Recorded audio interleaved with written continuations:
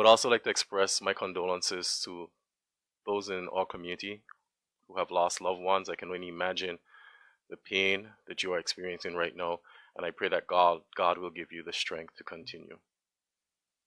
The Virgin Islands that we live in has changed, and it continues to change. And today I would like to address pressing concerns regarding the alarming frequency in crime, especially among young males, which continues to alarm, worry, and cause grief across our entire territory.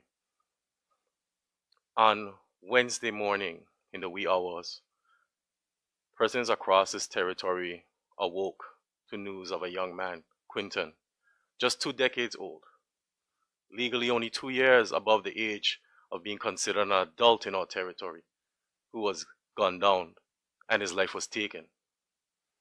Recent statistics and news reports reveal a troubling trend. In the past 18 months, the BVI has experienced a significant increase in violent crime, in the number of murders and serious assaults. Many of these young offenders we all know or have interacted with. I can recall seeing Quinton through our community.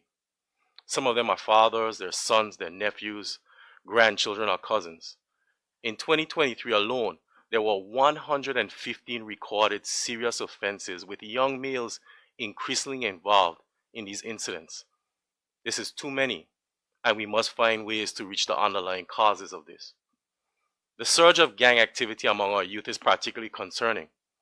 Young men, often from vulnerable backgrounds, are being drawn into gangs that exploit their need for belonging and purpose.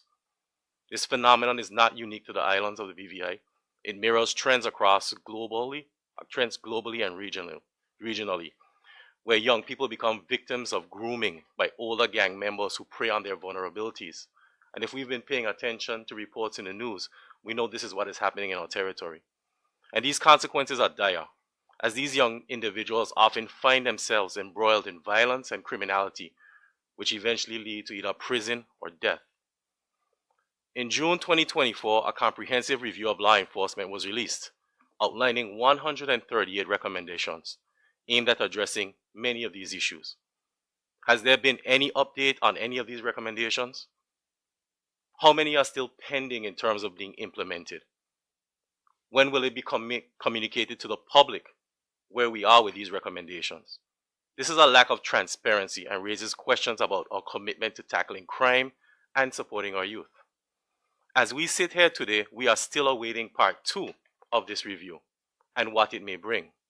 We must demand accountability from the government and those involved in our national security and crime, and updates on these critical recommendations must be forthcoming. As a responsible society, we cannot continue to walk the road of blindness and exclusion on matters like this.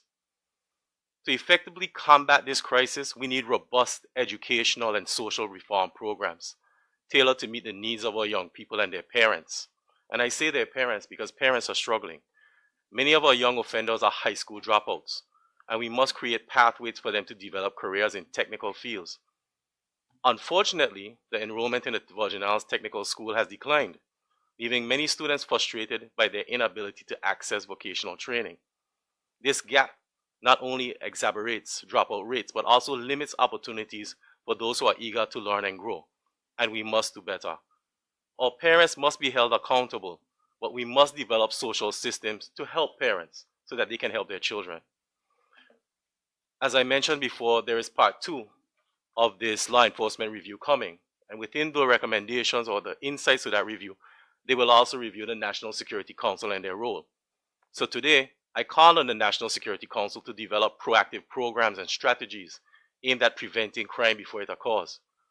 The Premier's promise of a national crime strategy nearly a year ago remains unfulfilled, leaving many citizens questioning our leadership priorities. While funds seem readily available for consults and sponsorships, there appears to be a glaring lack of investment in addressing the root causes of crime and or supporting our youth. The rising crime continues to impact our daily lives, our country's security, our businesses, our economy, and we as Virgin Islanders. Today, I also call on the fathers, uncles, and men of our territory to join me and make ways for all young people to speak up about their challenges. Make ways for them to allow their voice to be heard. Set goals and standards for all young men in our society and let them know what we want The young men of our society have a voice and they have the power to change what is going on in our country. Now, before I conclude, I must also mention that pensioners, retirees, and seniors continue to reach out to all of the members of the opposition, myself included, and we will continue to champion their cause for better and fair treatment. I thank you for listening. I am open to questions, and I revert back to the leader of the opposition.